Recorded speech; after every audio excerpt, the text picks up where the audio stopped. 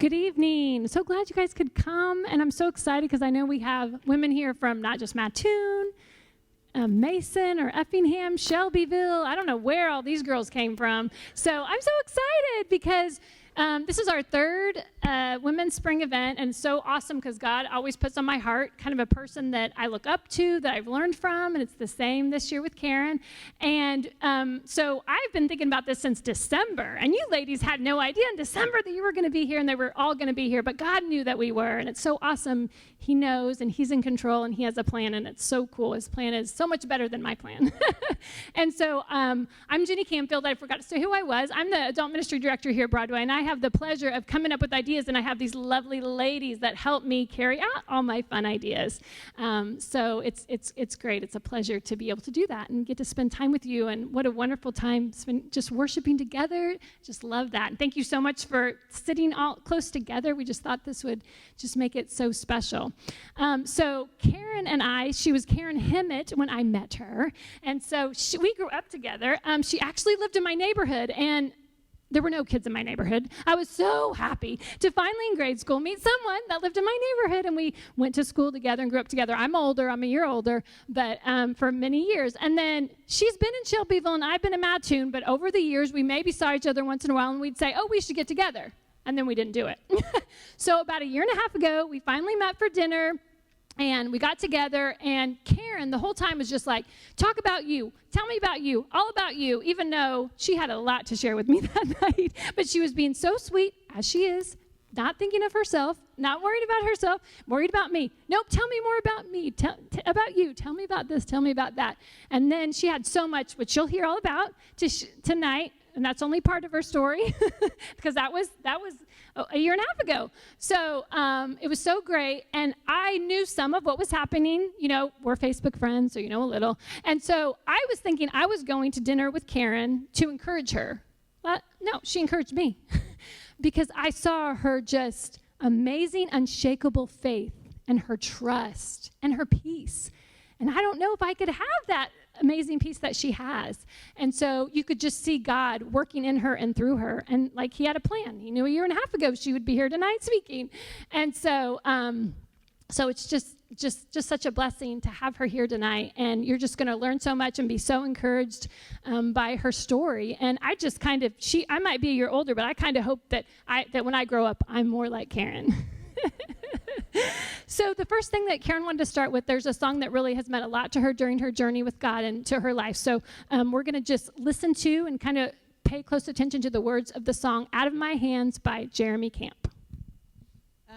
So again, my name is Karen Stirrett, and that song is super powerful. If you've never heard that before, please keep listening to it, because the more you listen to it, the more things you can unpack in that song. That song is extremely meaningful to me and definitely was a very major part of my story. And so I'm just going to jump right in here because we got a lot to unpack. For those of you that don't know the story, I'm apologizing in advance. I hope you like roller coasters. There's some bumps. It's a little bit rough. So let's see. First, we're going to talk about how I got here and my thanks and gratefulness to Jenny. And I think we're going to do the first picture up there. Is that cute or what? Jenny's mom is probably the only other one besides Jenny and I that remember that. So that's how long Jenny and I have been friends, over 40 plus years. Oops, I'm giving our ages away. And exactly like she said, anytime I needed her, she would be there as much as I would be there for her. And it has been yes, let's get together, let's get together. And then you don't. And then life happens, and then things happen, and things happen. And so I think we all know the value and the importance of make it happen. We'll come back to that. Don't worry, I'm going to drive that point home. So thank you very much for allowing me the pleasure and to be here to share with all of you. It is very special that I am so honored to be able to share this story with you. on that note, several others here tonight that I already know do not want to stand. So I'm going to make them just wave their hands. Just wave your hands. Oh, there. Just wait. I'll keep looking at you until you do it. Just wave your hand. There they go. Jenny. Okay. All right. There we go. So I'm starting with gratitude, because without all these waving hand girls, ladies, this journey would have been impossible. Because God worked through each and every one of them, and so many more that are not here tonight. So they're going to watch the recording. So hi, everybody else that's watching the recording, and thank you to you too, and you know who you are. So now that we've looked at Jenny and I and how cute we are, I think you can go to the next slide there. I have my slide helper here. Tell me her first name again. Shout out. Mickey. Thank you, Mickey. All right. So I've been planning and thinking about tonight, as Jenny said, for over 4 months. And how this came to be, Jenny and I met in December, and before I even sat down, I had been thinking and praying constantly, right?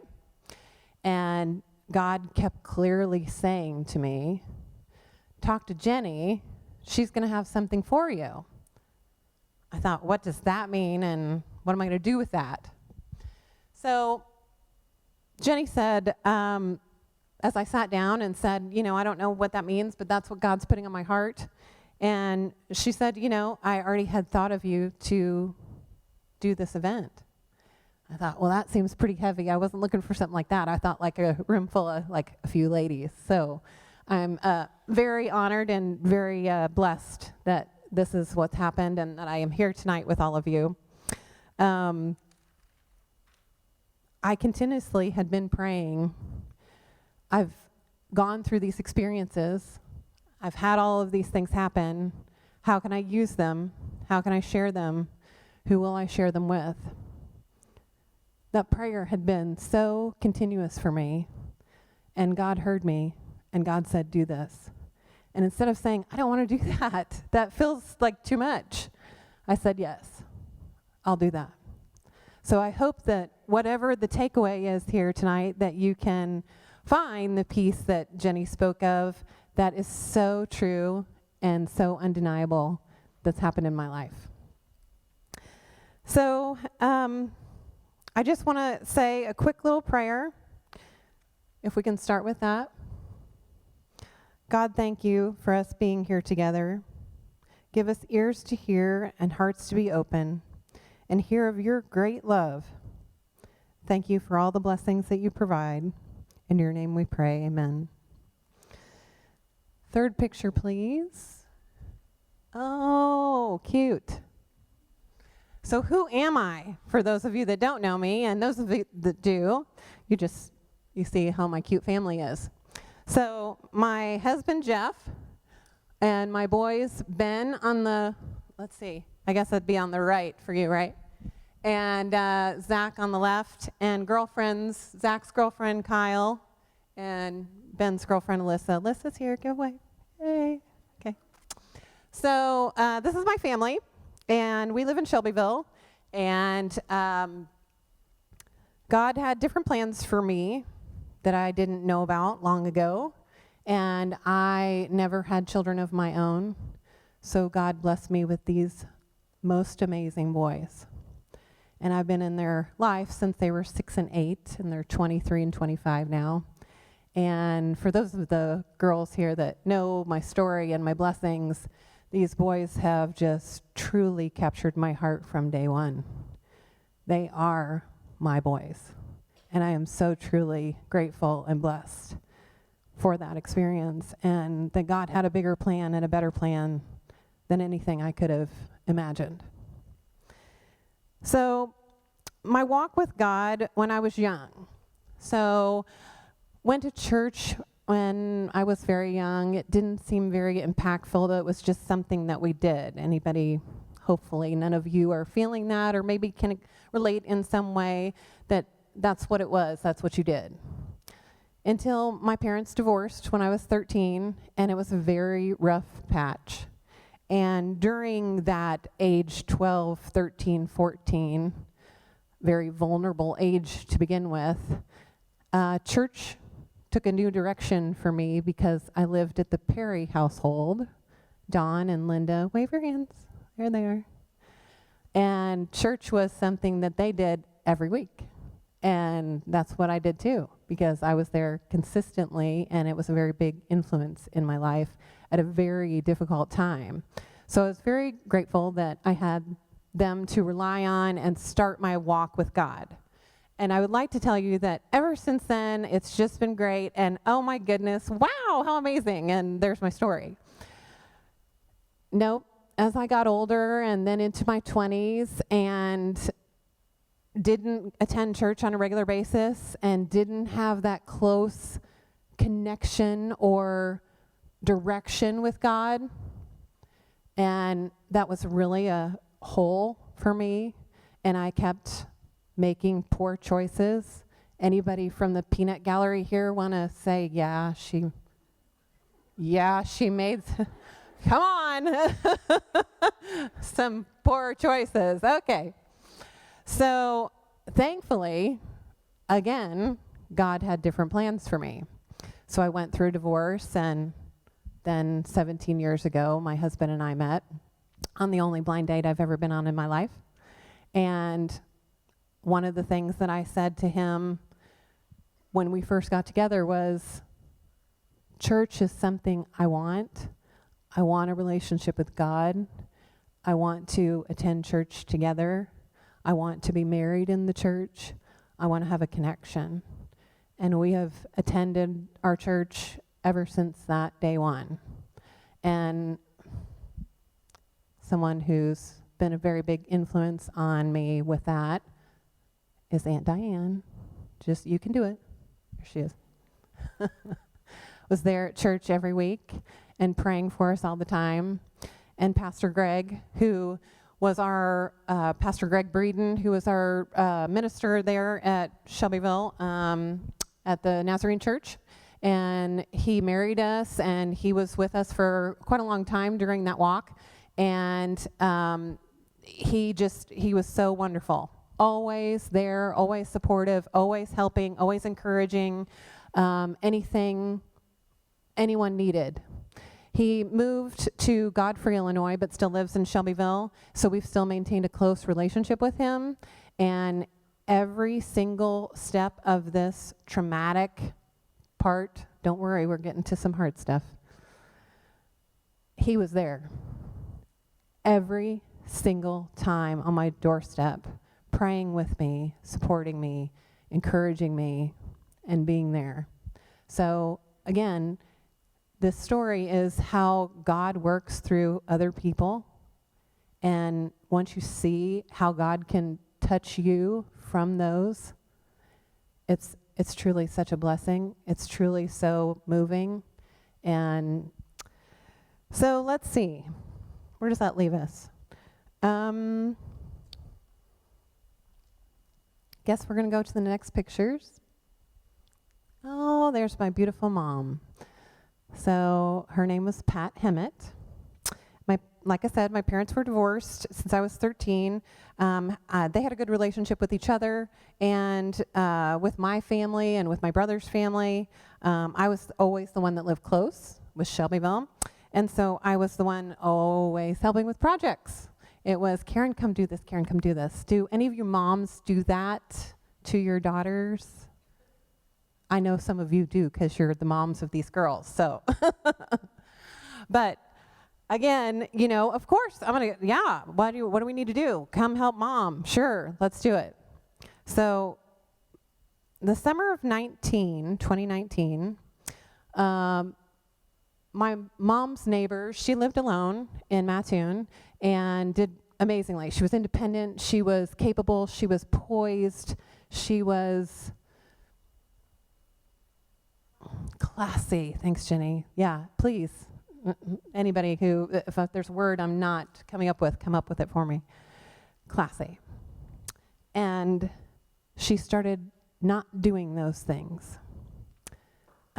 Forgetting her words, forgetting her sentences, getting more and more confused, not understanding any basic things that she could easily do on an everyday basis, wearing the wrong clothes for the season, just really struggling. And as I started noticing and her neighbors started noticing, started paying attention.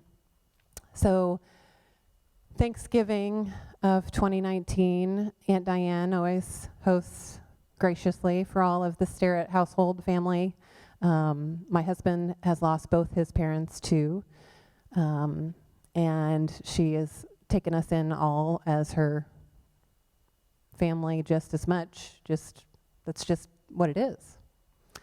So my mom comes over to join us for Thanksgiving and promptly falls off my front step and cuts her eye open and ends up in the ER. And the doctor is looking at me like, she's really confused. Did this just happen today? And I'm like, oh no, that's been going on. And he's like, well, I think you need to be aware of this. So got some specialists in the room. Dawn and Teresa, you know I'm going to call out your name multiple times here. So I'm referencing to these girls and saying, what do we think here? What's going on with Mom? And Dawn, unfortunately, all too well, lost her daddy too. And Mom in February of 20 was diagnosed with dementia Alzheimer's. So if any of you have been there, it's a rough road. It's a hard thing to see somebody that you love so much get so confused and not even understand what they're supposed to be doing or what their needs are or who you are. Even though I know right up until the day she passed, I'm giving away some of the information here, she always knew I was somebody special in her life. We can look at the next picture of my beautiful mama, because that includes my wonderful brother. My brother Bob, 4 years older, friends with one of Jenny's brothers, both of Jenny's brothers really, and super great connection with him. Always grew up together. Even though we were miles apart, he moved to Washington State with his wife, also named Karen, and his 2 kids, beautiful Sarah and Michael. Don't worry, you'll see them later. And we had such a connection, always sharing, always supporting, always encouraging. Please tell me you guys can hear me. I didn't check that earlier. Still good? Yeah, great. So what a great big brother.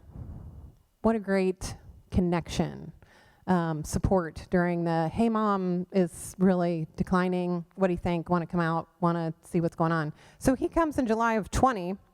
And we, meanwhile, let's back up for a second. I apologize. So I talked about Pastor Greg, and he shows up at my door, and he prays with me about Mom, because he knows it's tough. I'm trying to do all the things. I'm worried about her. Is she safe? Is she okay? How long can we keep her at home and keep her safe? My dad enters the picture. So let's have some pictures of my dad, please. There he is. Mike Emmett. Supporter, encouraging, wonderful man. And he's having his own health issues, lives in Charleston. He's got his mind totally great, but his physical body is totally beating him up.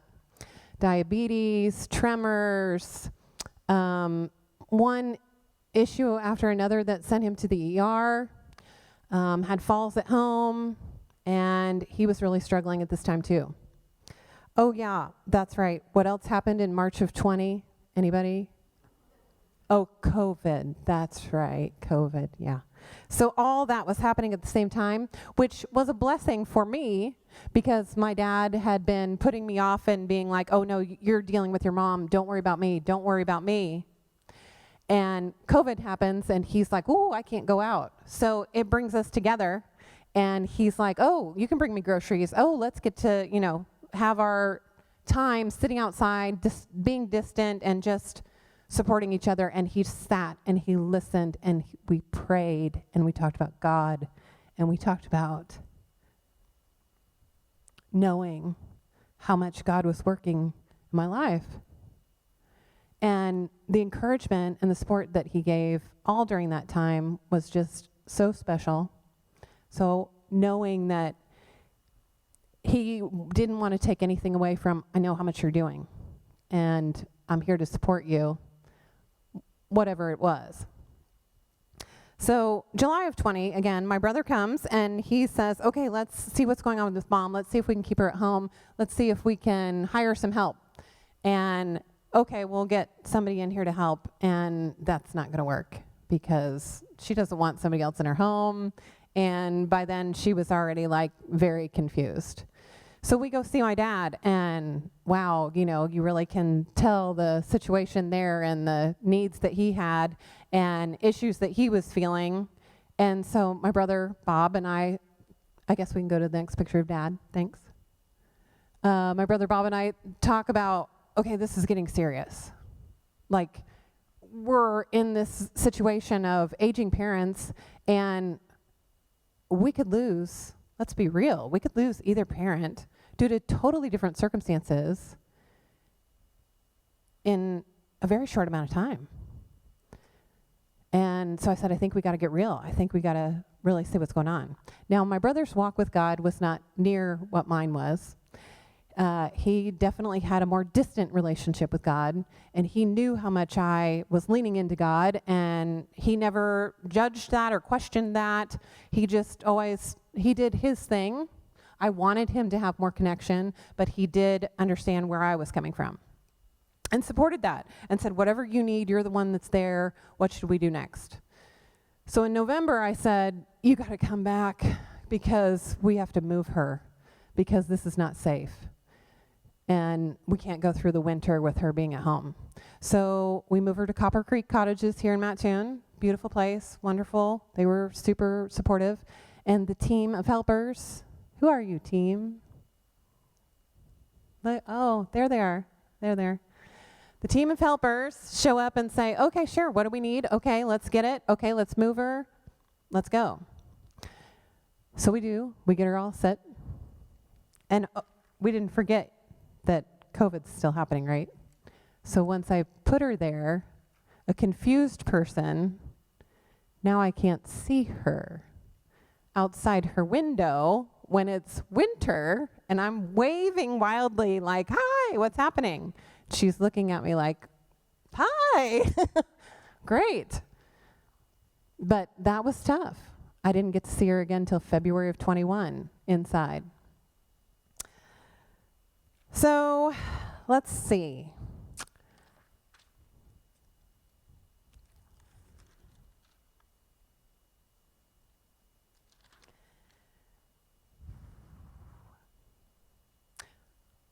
We can jump to pictures of Bob, please. Okay. So Bob has been with me for a week. He's helped, and he's like, oh my gosh, feeling overwhelmed. You've got so much to deal with. You have to empty your house. You have to sell her house. You have to get her house ready for sale. Oh, how is this all going to happen? I said, I have a team. I have a team.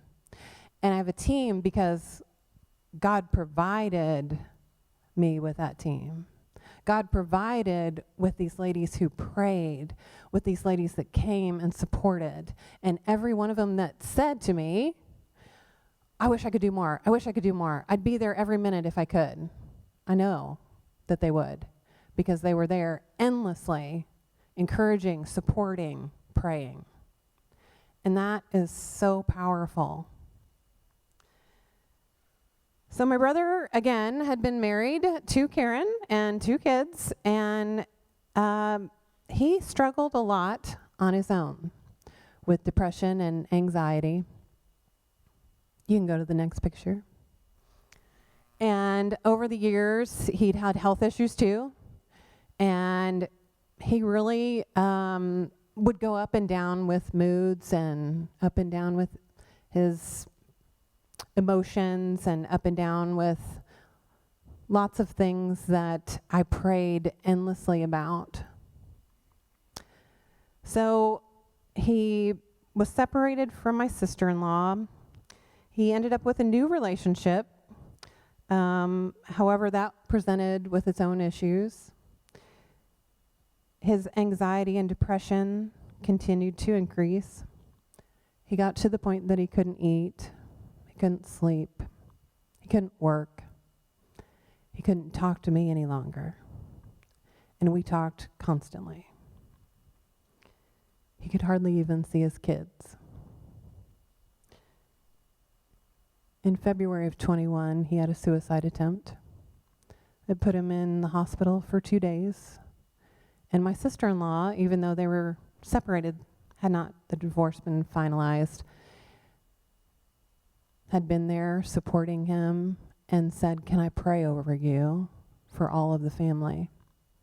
And we trusted and believed that God had this, and God had this plan. You can go to the next picture, please. Oh, it's not going to work, probably. Maybe.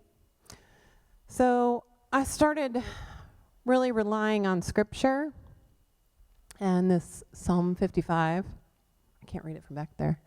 Cast your burdens on the Lord. Release the weight of them, and He will sustain you. How many weights are you carrying around? The weight of worry, the weight of what you don't understand, the weight of how am I going to make it through this tough season. There's something you have to do. God's not going to take the burden away. You have to release the worry, release the frustration, release having to figure it out. Come back to a place of peace. The right attitude is, God, my life is in your hands. I commit my dreams, my family, my finances, my health to you. I'm not going to fight everything I don't like. I'm not going to live upset when it doesn't go my way. I know you're working all things for my good. I trust your timing. I trust your ways. I really started leaning into the things are starting to unravel. And I have been a control person. I can admit that. The first step is admitting it. Okay, all right. I'm looking at all of you that know me real well. Okay. You too, over there. So I let go. I got to the point that this is my breaking point, and I don't know what to do and how to help. My dad is struggling with his health. My mom is in the home and doesn't know me much. My brother is having his own mental health issues. Where else are you going to go when all those things are happening? You take it to God. And I'm praying in the car. I'm praying when I'm sleeping. I'm praying when I'm getting up in the morning. I'm praying with these ladies right here. I'm praying. And I'm reaching out every way I can. I think you can go to the next slide, please. So, my beautiful niece made this for me. Be still and know that I am God. Just kept trusting that and knew I really had to lean in. I didn't know what was about to come. I just know where I had already been. So on March 17th of 2021, my brother took his own life. And I'm telling you, that day, those moments, that pain was the most extreme pain I have truly ever felt in my life. I was screaming to Dawn and Teresa on the phone. Screaming. my husband took me to my dad's because now I have to tell my dad that my brother has taken his life. My mother, what a blessing. I never had to share that information. I was grateful for that. And I was grateful for not only having that connection with my father, but we'd already been praying. We'd already been supporting. We'd already been encouraging. God had already been working. He'd been laying the groundwork before that even happened. And then all I could think about was his wonderful children. And where does that leave them? And I already feel so honored and blessed to be their aunt and to have that connection with them, even though they're miles away. And knew that, okay, God's going to put me in an even more important role. Even though God didn't have me have children of my own, boy, he had it all planned out. 100%. Anybody need a break? Everybody okay? It's heavy. It's heavy. So, Pastor Greg, my husband calls him, says, you need to come back. We need you. He's there at the house. He's praying with us. He's supporting. He's encouraging. He's blessing. I'm here for you. How can I help? So, I think you can go to the next one. God says, I've heard your cries. I can feel your pain. I've not forgotten you. I know you do not understand all that I do and allow, but I am always in control. I alone have all the power. Out of your disappointments, pain, and hurt, I will bring great joy. I need you to hold on in these difficult days ahead. Everything is going to be all right. Place your trust in me like never before. Be still and know that I am God. That's exactly what I did. I 100% after that experience, I stopped panicking. I stopped trying to control. I stopped with the fear. And guess what? There's still more to go. So, let's go to, let's hold on to that, I guess. So, May of 21, so a couple months after my brother's passed, my mom, so the first event, I'm looking back, and Jenny was so gracious to send me the last 2 years, and I'm like, why haven't I been here? Jenny would have invited me. Well, 2 years ago is when my mom fell at Copper Creek and broke her hip, and she was in the hospital for 5 days over Mother's Day. So here I am, Mother's Day. We've lost my brother. She doesn't know. She's in the hospital. She barely knows me. She's hardly speaking at this point. And she says, thank you so much. I appreciate it. The fact that she could formulate sentences, and those were the sentences that she could do for me, and knew that I was doing everything I could to take care of her and know what was going to be in her best interest. So I didn't want her to return to a rehab. I wanted to ensure that she was going to go back to Copper Creek and be taken care of. And so Andrea's sister-in-law, Ashley, was her physical therapist, and came to Copper Creek and helped her, and I had to hire additional help. I was like, whatever she needs, this is my mom we're talking about, whatever she needs, let's go. We're going to do this. So we did that. She did well until July. And I know that it was the process of the situation. July, she starts declining. Copper Creek calls me in. They sit me down, and they're like, this is where we're at. So I make the decision of, okay, it's time to put her on hospice. This is what's best. And just because I'm putting her on hospice, doesn't mean that this is going to be a quick goodbye at this point. So, but I knew that was what was best for her. And seeing her suffer in that way was just too much. Thankfully, my dad was calm at this point. There were no additional issues. COVID was getting better. We were being able to spend more time together, and having amazing conversation and support. So that was just ongoing during all of that time, which was such a blessing. So August of 21. So things have calmed down, right? No, not really. Just kidding. We can go to the next slide. There's my husband. That's Jeff. We'll be married 15 years in June. And Cassandra and I have the same wedding anniversary. So my husband, Jeff, is a workaholic. He is nonstop, doesn't sit, always going, doesn't take a breath. So he starts getting headaches. He's like, what's going on? This is not sinus issues. What's happening? What do we need to do about this? We are blessed to be in Shelbyville and have so many support systems and close friends, family. So we're close friends with our doctor. And he says, you know what? Let's try a couple things. If that doesn't work, let's just jump right in and do an MRI. And I'm like, that seems excessive. Doesn't that seem excessive when you've got headaches and blurry vision?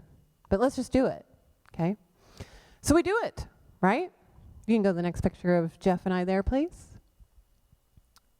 That was just recent. So we're like, let's do it. Let's see what happens. Yeah, let's see what happens.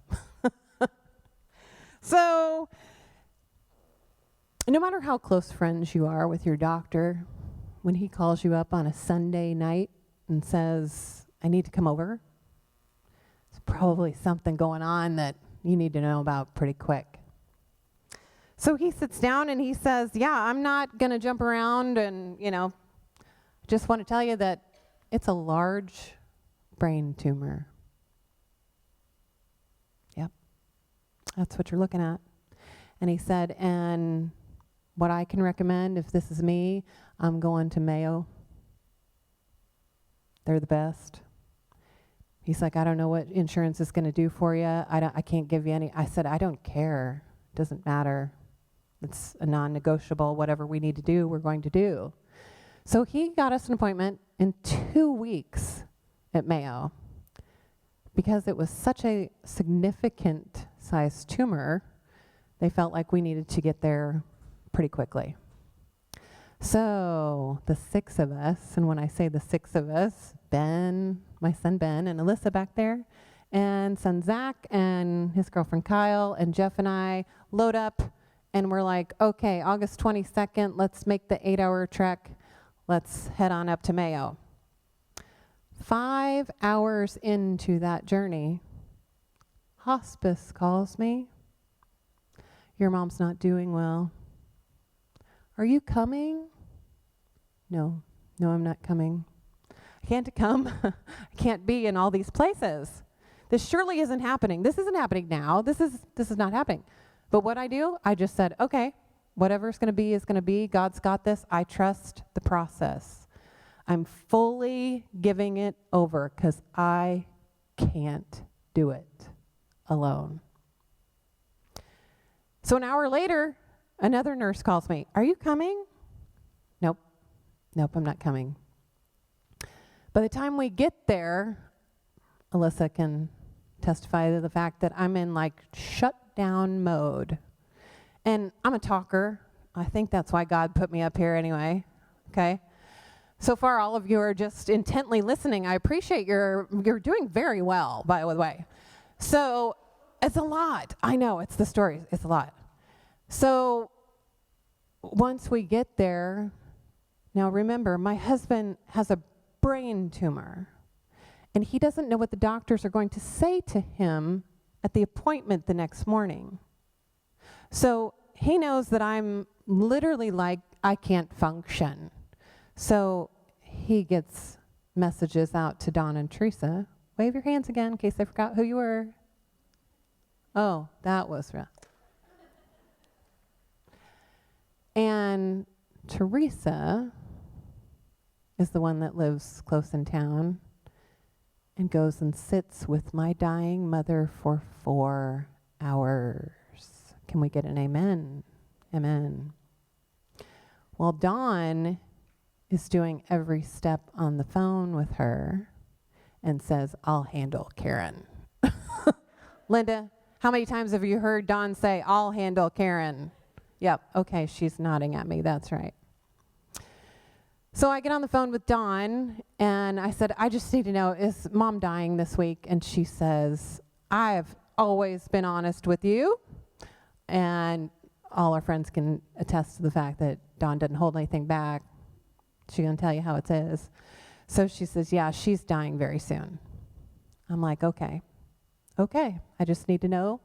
And I'm going to trust that this is what God's plan is. I don't understand it, but this is what God's plan is. So, okay.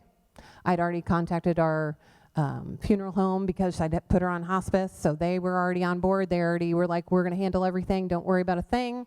You do Jeff. You do you. It's okay. So 4 a.m, my mom passed. And I couldn't be with her. And yet the sense of peace that I felt when I got that call is absolutely indescribable. I absolutely felt so calm, and knowing that God was caring for her and she was free of her pain and welcoming her home. Wow. Amen. That's right. So that was incredible. And then what did God do? He said, I want you to focus fully on what Jeff's needs are. Go to those appointments and just whatever I needed to do, I could be fully present. Fully present. So we go to our appointment, and I apologize in advance. We're going to see some stuff that's rough. Okay. You're looking at an MRI there. That white part at the back of the brain is not supposed to be there.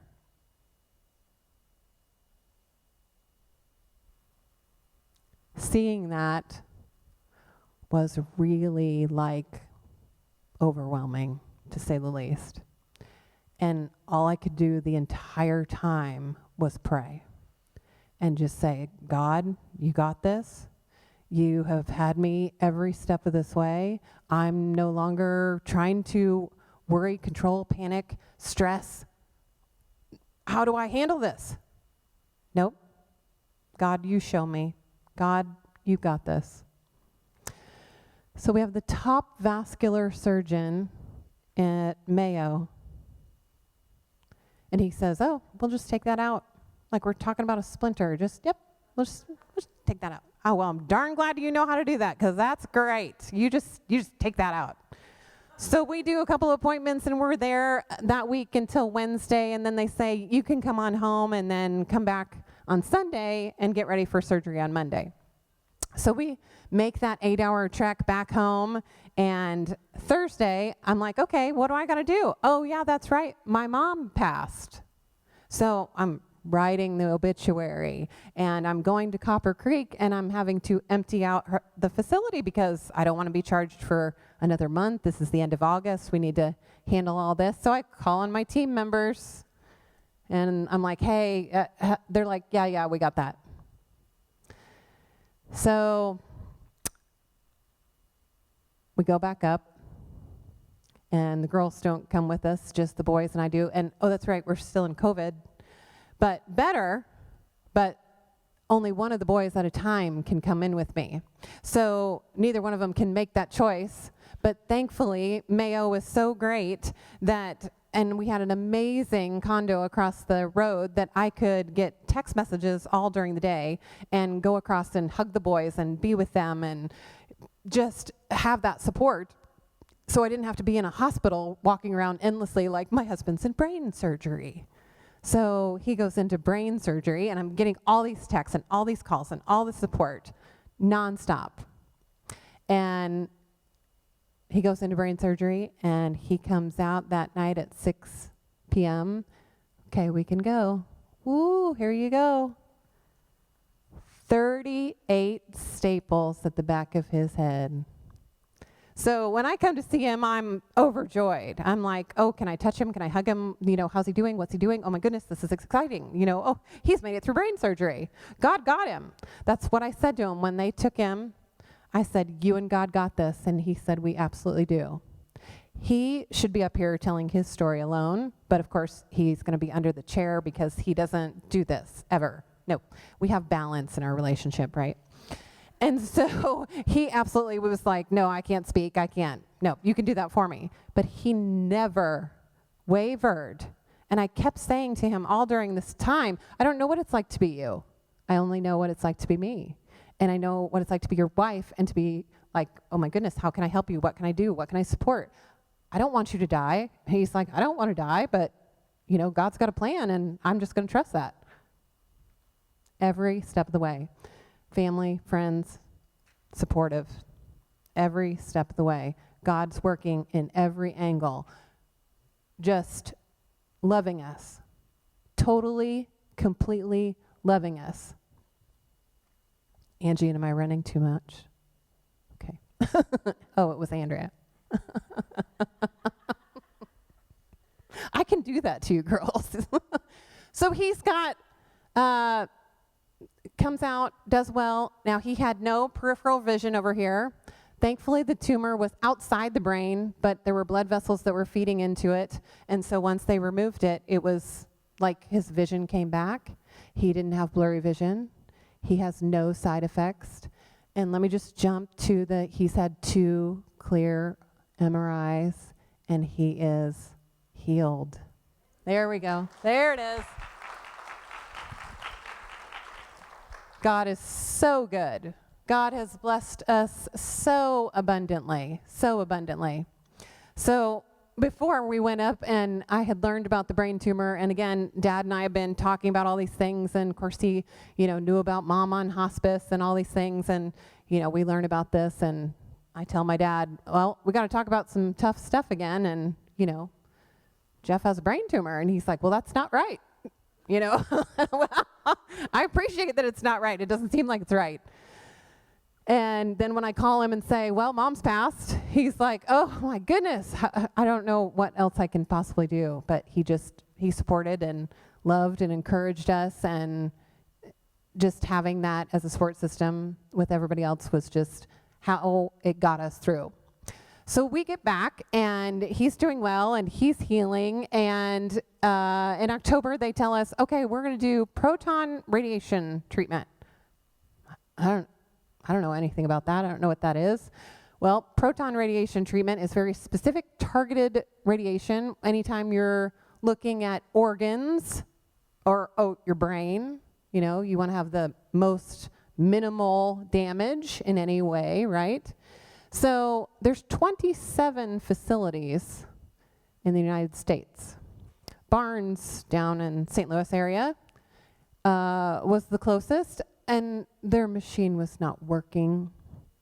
So nope, sorry. They said, we're going to do this. We're going to do this because some of the areas of the tumor were at a higher grade. It was cancer. The reality was it was cancer. And they wanted to do everything they could to make sure that that is not coming back. So they said, you can go to Northwestern. Okay, 30 treatments, 5 days a week. Started at December of 21 and ended in February of 22. The boys and I all took a week at a time and got him through. We can see that next one. This is what proton radiation treatment is.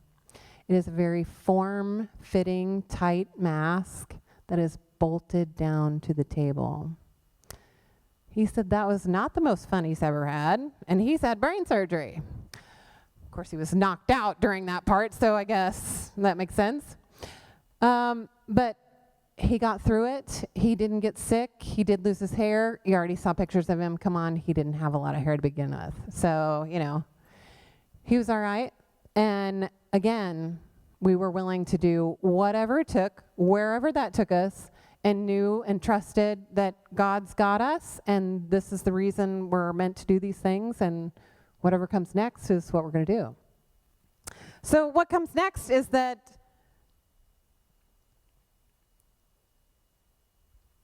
insurance said, nope, we're not going to pay. We're not going to pay at all. Okay. I don't know that that's an option, but it was for them. We didn't care. We said, we're doing this, and God's going to provide. I don't know how, I don't know where, but God's going to provide. So back to this community, back to this family that God has so graciously blessed me with. And this community says, let's do some fundraisers. So why wasn't I here at the event last year? Oh, because we organized a fundraiser. Christy, she's sister-in-law there. She did organize that fundraiser of 400 people that showed up. Had abundance about people that cooked, Jessica and her husband. Yep, they're there. And we had auction items and a Jeep run, and we had the best time, girls, didn't we? So it was such a wonderful day. We can go to that next picture. We had special shirts made up. My husband is a huge Notre Dame fan. And so it was no one fights, in this family, no one fights alone, and with the little Notre Dame guy. And on the back said, Jeff is a genius, because since all the nieces and nephews could walk or talk, that was the first thing he said, was tell him Jeff's a genius. And of course now he thinks he has extra super brain power or something, I don't know. He kept asking everyone at Mayo, is my brain getting bigger? Pretty sure it is. We let him believe that, it's okay, it's all right. So this family, the fundraisers, had another fundraiser outside of this one, and I'm telling you, they raised almost $100,000 for us. There are literally no words. I don't even know how to process that.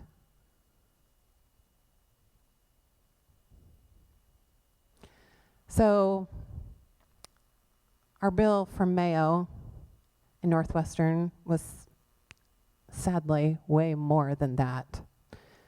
So we went back to Mayo and said, what can you do? How can you help? We'll pay this off if we pay it in cash, because now we've been gifted this. And they dropped 40%.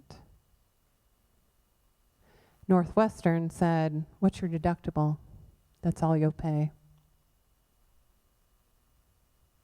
If that's not God, I seriously, through everything already that I had been through, and knowing that we were just releasing and trusting, and God provided.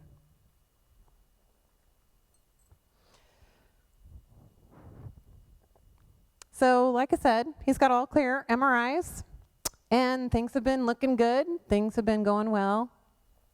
And so my dad and I had continued seeing each other, and in July of 22, he has gallbladder surgery. And he rebounds from that until about November of 22. And he starts declining and having one health issue after another, had a catheter, had prostate issues. It just wasn't getting better. On December 3rd of 22, my dad passed. So I've lost my entire biological family in 21 months, with my husband having brain cancer on top of that. And when I said the power of the people that have loved me through this, they've been there on the absolute worst days of my life. And they have been there on the best days of my life. And they've been there in every day in between. So God works through people and touches us in so many ways.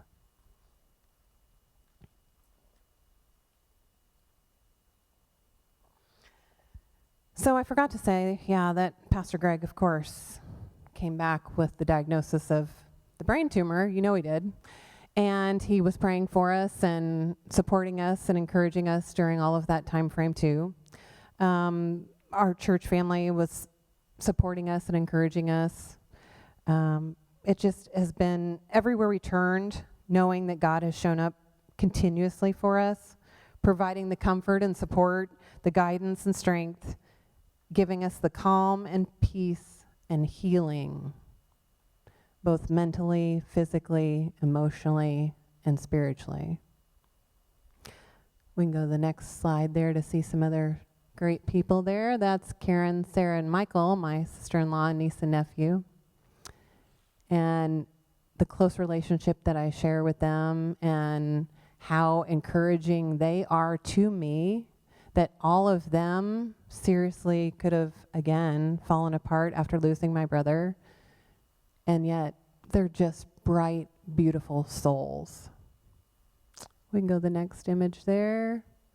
There's some other people in the room. Michelle, Dawn. We can see the next one there. That's quite a tribe there. That was July of 22 as we were celebrating our joys and our sorrows of turning 50. And so one of the things that these ladies and I do every time we get together is go around and say, okay, what's going on in your life? Take a turn. So the first time it comes to me, I said, nope, not taking a turn. So they all were like, oh man, I know what that means. Karen's really going to tell us a whole lot of stuff. Gosh, what's that going to be like? So I wait till the end, right? And Teresa has continuously said to me since that time, man, it just echoes of what I said that day. And I said, I don't know what's coming, and you don't know what's coming, and I didn't know it was going to be my dad next. But I said, there's stuff that we're going to have to face that's difficult. There's things that are going to be traumatic. There's losses that are going to happen. There's pain that we're going to experience. But we're going to be there for each other. We're going to love each other. We're going to support one another. And most importantly, God's going to be there every step of the way.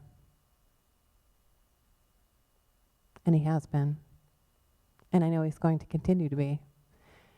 And that amount of peace that I have is truly tremendous. And I hope that's shown to you today, for those of you that don't know me, and for those of you that do.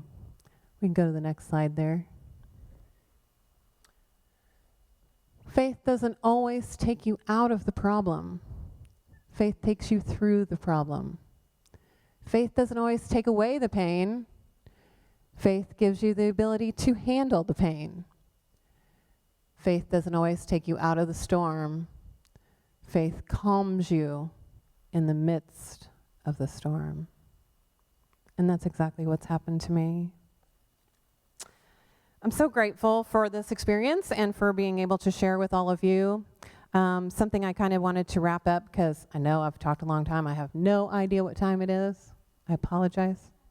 But something that I just kind of wanted to touch on is, because of all the traumatic experiences, was, so when friends, family go through a traumatic experience, how do you help? What do you say? What's beneficial, right? It's always a question of, I don't know what to say. I don't know how to act. I don't know what's going to be helpful. For me, what I found, number one, was just be there. You don't have to say anything. Just be there. Just show up. Bring food. I'm looking at you. I'm looking at all the ones out there that brought food. Show up and clean the house. She was on her hands and knees scrubbing my bathroom floor. I didn't even know I needed that, but I guess I did. Talk about the person. They lived. They didn't just die. They lived. Tell stories. Share about them. What was special to you about that person? That's been so meaningful to me when anybody says to me, your mom, your dad, your brother. That's right. Careful when saying, you're doing so well, because I'm hiding some of what's going on, and say, I'm just proud of you. You really are a great inspiration to me. You're an encouragement to me. You're going through something that's painful and it's difficult, and I'm here for you. Be aware of, I don't know what my mood's going to be. Watch out. I'm crying. I'm screaming. I'm not even speaking. All of those emotions are valid, and there's no time frame and there's no time limit. To sit here and know that I'm months past from many of these traumatic experiences, and know that I have this calmness and this peace within me, again, all of that is the glory to God. All of that has been shown to me time and time again.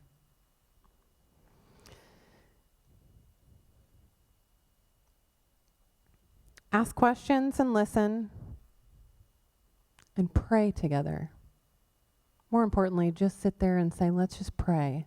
Let's just pray about what's going on.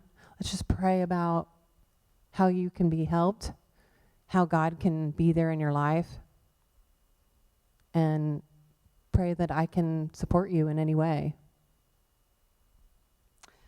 So to end this, I just wanted to, share a couple things. We have another song to listen to, and I didn't get this slide to you, so I have to read it off my phone. I apologize. Oh, you guys are hungry. It's 7:40. I promise I'm going to stop talking.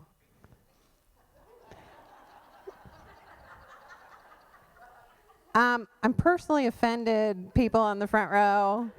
I didn't even see who's laughing, and I can know your laughs. So, okay.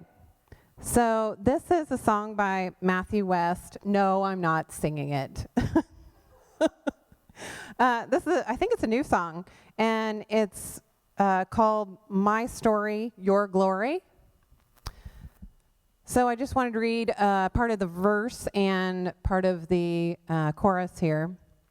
Now the story of me is a story of grace, fingerprints of mercy on every page. No more ashamed of the path I took, you set me free to be an open book. If even my scars are part of your plan, take all of my heart, Lord, here I am. My only cause till you call me home is knowing you more and making you known. My story, your glory. My pain, your purpose. My mess, your message. In all things I know you're working, one life, one mission, one reason why I'm living, all for you, not for me. My story, your glory. Thank you for letting me be here tonight. Thank you for letting me share with all of you.